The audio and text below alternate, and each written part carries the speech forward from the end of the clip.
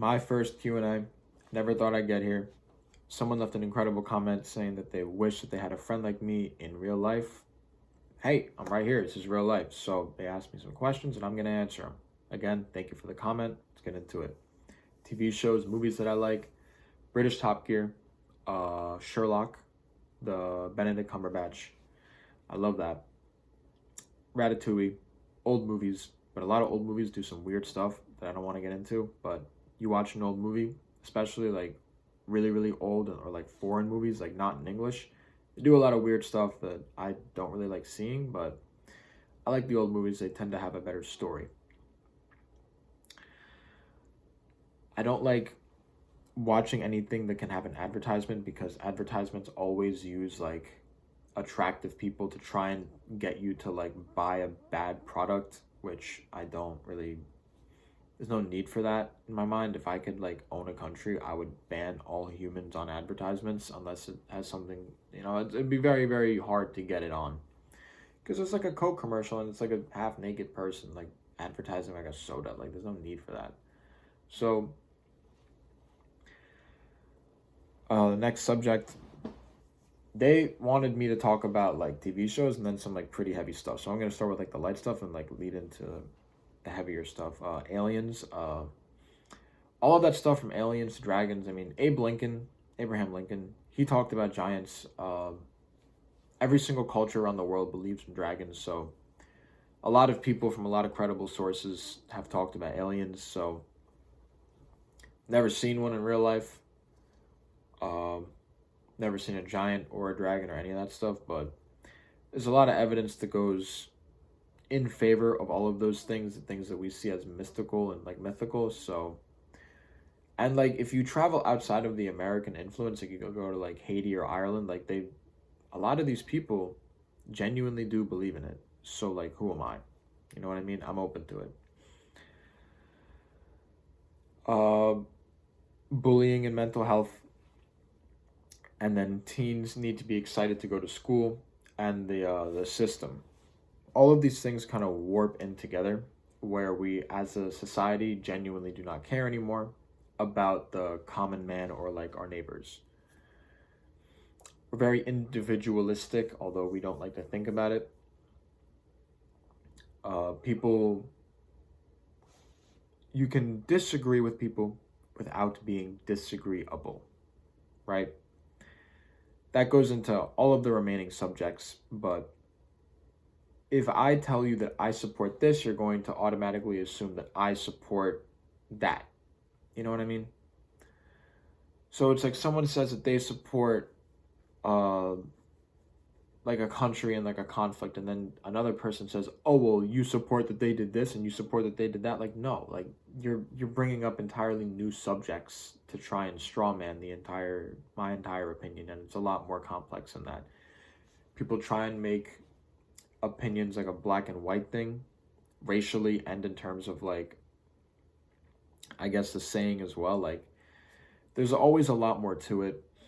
There are some genuinely bad and abhorrent people in the world that just, I don't know, condemning them doesn't even do any good because they're people and they just have differing and a lot of times dangerous opinions that I don't agree with, but it's a tricky subject, it really is, because when you get into things like people learning about social issues or the history of America. Like the history of America is this: like there were natives, and then people came and they slaughtered the natives, used them as slaves, and just exploited them to hell. Brought in slaves where they could also exploit them to hell. Brought in people of all different races to make them, again, exploit them. Not slavery per se, as we did with the people from Africa, but there are a lot of Irish indentured servants and stuff like that. People came to this country from like different parts of the world and they were treated like second-class citizens. And I'm not comparing each race to each other. I'm just saying that this is what it was. So when you try and make it like, this is like the big problem. Like you go to like Little Italy in like New York and you try and say like BLM and they're like, oh no, but we were treated like this. And it's like, yeah, that's an entirely new subject. I'm not saying that you were treated great when you came to America, but I'm saying like this is like our cause, like this is what we believe in. And then, that's what I mean. Like you can be in disagreement with someone without being disagreeable. So painting people's opinions in terms of like black and white and just saying that if you agree with this and you must agree with that, it doesn't get anyone anywhere. And so the two remaining subjects I want to talk about are dividing and conquering, and give them bread and a circus and they will be happy. Basically, divide and conquer. If I don't agree with my neighbor on politics, how can we take down the guy who like might be corrupt in like the local legislation? Like we can't, because we don't agree on anything ourselves. Like Germany was like the most divided place on earth before Napoleon came around. You need a commonality to band together and then, form a cohesive unit. There are a lot of people who are comparing Europe to the Middle East to Africa, and it doesn't work. Society works in cycles. Like, I don't want to get too deep into it, but trying to compare one part of the world to another part of the world it's just ignorance. Like there's no way around it. England was attacked by so many different people. The Angles, the Saxons, that's where they come from, the Anglo-Saxons. Attacked by the Vikings, which, they were a part of that, until they collectivized and then chose to attack the rest of the world. I'm not in favor of it, but that's what happened. These people put their differences aside as much as they needed to sail across the world and just attack people and just get people hooked on like these terrible drugs, to profit off of it. And it all started from the top down, and then it got support from the bottom up. So I'm not going to talk about race issues because obviously I can't speak on firsthand accounts, the whole silence is violence aspect of it. I 100% agree with that. If you don't die on a hill, if you don't have a cause to fight on, then you're kind of purposeless, but it's a matter of choosing the causes that you stand on. I know when the BLM protests were going on, that a lot of Palestinians, either in Palestine or in America, were able to give advice to people who were dealing with the riot police in America or just the police in general. So it tells you a good amount about global conflict, that is what had to happen. It's crazy. It's a crazy subject to think about, but what's happening in Spain right now, a lot of secession going on. A lot of countries are fighting with each other. I know two of the Stan countries, I hate to just group them together. I think it's Kyrgyzstan and Tajikistan. They're fighting over, like when the Soviets were around, they obviously had both of those countries, and they created like a water refinery in one country and then like a nuclear deposit, like a nuclear power plant in like another country, or like something along those, where they basically, both of these countries have to border hop to get a vital resource, and that is just going back to dividing and conquering. Israel, Palestine, Sykes-Picot, Ottoman, you're trying to get people who don't think in terms of Western values or Western nationality principles to think in terms of Western nationality principles, and it's never going to work. You're going to stay confused and wonder, how could this happen? Why did they do that? And until you learn the history of the region at a very rudimentary level, at the very least, you're never going to understand it. You're going to stay confused, and you're going to wonder why. So the whole mental health and bullying thing goes back to dividing and conquering. If the youth of our nation was collectivized and happy and healthy and wanted to learn, then there would be way less gun violence. There would not be a school crisis in terms of like the education system, which I already talked about. Teachers aren't paid enough, and there's little to no incentive for kids to get a formal education with the system that we have in place. There is an infinite amount of reasons for kids to get an education, But America does not favor those. America does not play to our strengths, which is our diversity and our endless will to succeed. Succeeding in what? That is the question. It's crazy to me that I live in this country. Honestly, I'd like to make as much of impact as I can for the good, but there will always be bad that will balance it out. So, not to be too edgy, but that's just kind of how balance and power works. So, the people at the top want to stay at the top, so the people on the bottom cannot become powerful. That is the last thing that they want. A nation divided is an easy nation to rule.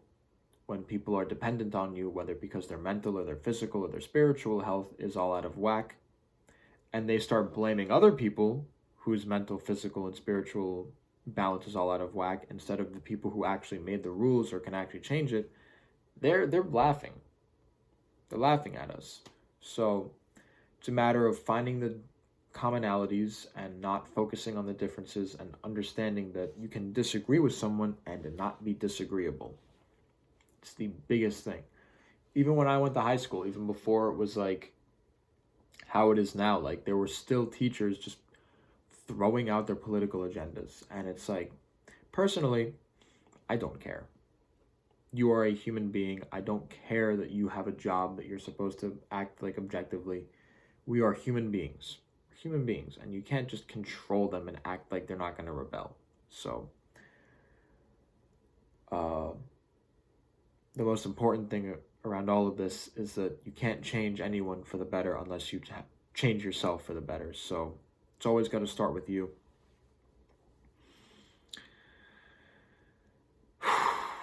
Jesus. I have hope for the world and I have hope for this country, but there's a lot of bad that needs to happen before people realize the good, and there's a lot of good that needs to happen before people can understand how bad they can make it. I don't know. People who donate to charity, like even like I'll take Mr. Beast for example. The man was like curing blindness, and like people in there were like calling him like the Antichrist and calling him like greedy. It's like, I understand where you're coming from, and I agree with you a little bit. Like if you have the ability to just cure blindness on a whim for a YouTube video, you should probably be doing it more often, but he's not. He's not gonna, because you attack him in the comment section. Like that's not gonna make him want to help blind people more. It's like, it's a lot deeper than that. So yeah, no, that's a perfect example of disagreeing with someone but not being disagreeable. I agree with those people on 20% of what they say, but that 80% is what you need to focus on. And usually you agree with someone on 99% of what they think, but then you only focus on like the 1% that you don't. So there's a lot we got to do as individuals to not be just absurdly irrational, myself included. So hope this cleared up some questions. This is my first Q&A. I'm going to get back to language videos as I enjoy making them. I spend a lot less time making those videos. I think I spent like 4 hours recording this, but these are all, what I'm doing right now is a very useful skill in a very admittedly selfish way. I'd like to be a better public speaker. I'd like to be able to balance the tightrope of talking about BLM, gun violence, school shootings, and bullying and mental health and global conflict. I'd like to be able to just off rip, just say it and not say anything that'll get me into trouble or be too controversial. So I think this is a pretty good attempt at that. Again, if you agree with me, you disagree with me, these are pretty heavy subjects. I don't blame you for either. Enjoy the video, enjoy your day. You can't fix anyone until you fix yourself. Good diet, good thoughts, good habits, and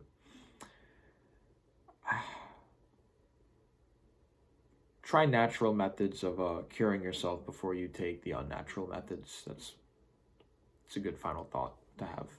See ya. First Q&A. Happy about it. Peace.